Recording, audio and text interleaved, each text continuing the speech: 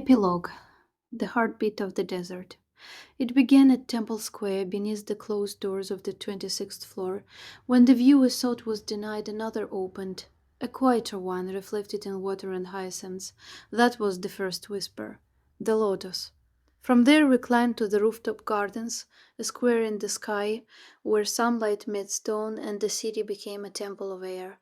The sundial turned, and time began to move differently.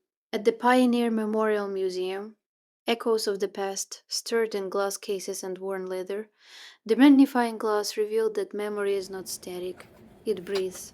Then came the desert.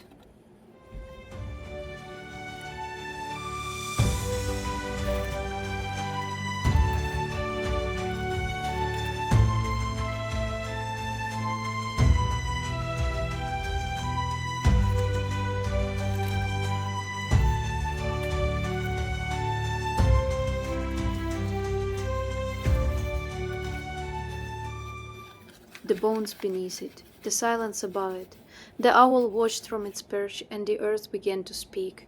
Each step on the sound of silence trail was a syllable in an ancient language. The whispering earth answered, reminding us that even dust carries history. Finally, in Vernal, we reached the Utah Field House of Natural History, a place where time stands visible. Stones that remember, fossils that dream, minerals that glow like captured starlight.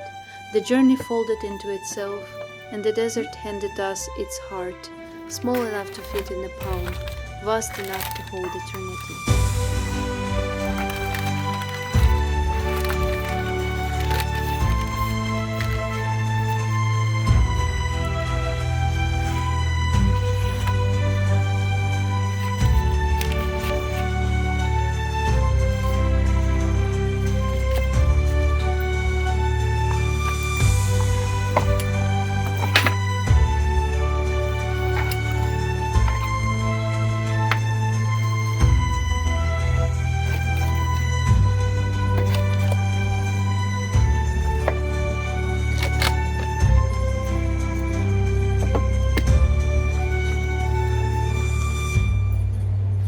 Now, as the sun sinks behind the mesas, the stories align.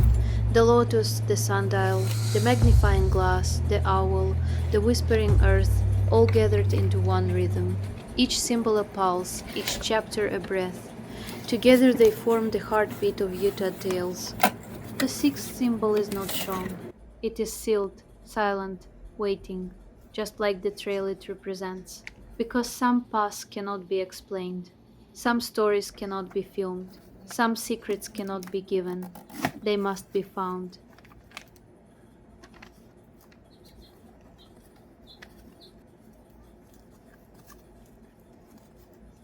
The desert does not end, it continues inside us.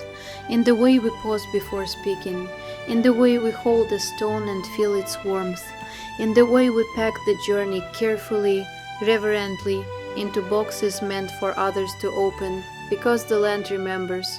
And now so do we.